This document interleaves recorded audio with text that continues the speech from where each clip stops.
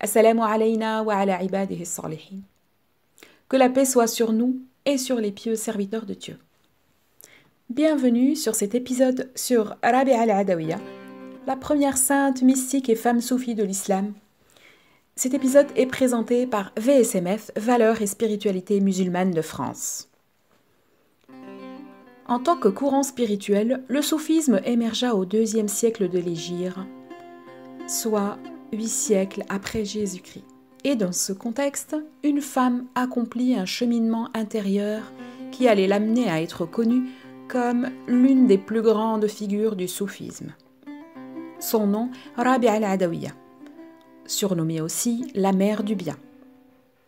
Elle serait née à Basra, en Irak, à peu près 85 ans après la mort du prophète alayhi salatu wassalam.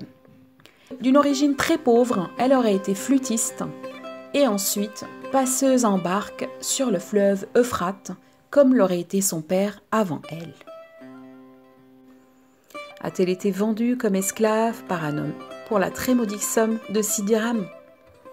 L'éminent Fariduddin al-Attar nous l'assure dans son mémorial des saints, Tadhkirat al-Awliya. Son patron la faisait travailler très dur et Rabi'a, si maltraitée qu'elle fût, continuait de jeûner. Ces nuits, elle les passait en état d'oraison jusqu'aux premières lueurs de l'aube. Le mythe de Rabi'a est né et les histoires légendaires vont se multiplier et faire le tour du monde.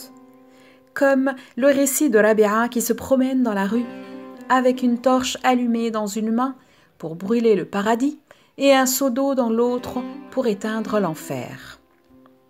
Elle se retirera souvent au désert, on lui rendra visite, aussi bien les plus illustres des mystiques que les plus humbles parmi les hommes et les femmes. Cette femme a été l'une des vectrices de l'expansion de l'inspiration soufie dans le monde. Elle a été très déterminée dans sa recherche de Dieu, comme peu d'hommes l'ont fait, en abandonnant les richesses du monde, en se dépouillant à l'extrême. Sa passion la pousse à prêcher cet amour à ses contemporains avec véhémence. Le IIe siècle de l'Hégire est considéré comme le siècle fondateur du tasawwuf. Rabi'a a donc fourni de nombreux éléments permettant de passer de l'ascétisme des débuts au tasawwuf tel que codifié depuis par le maître Hassan al-Basri, qui est probablement le plus éminent représentant de ce IIe siècle où l'ascétisme devient plus vigoureux, plus touffu, qui se double en même temps d'un devoir de correction fraternelle, nasiha.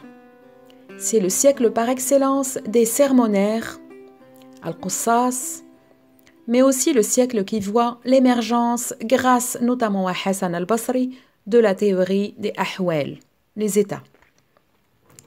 Rabi'a donna une impulsion déterminante à la dimension spirituelle de l'islam. Ses contemporains, puis les chercheurs qui se sont penchés sur sa vie, ont tous reconnu en elle un degré de réalisation très élevé qui lui a permis d'élever l'amour pour Dieu au-dessus de toute autre approche religieuse et spirituelle, professant ce que les spécialistes de l'islam appellent depuis la doctrine de l'amour absolu.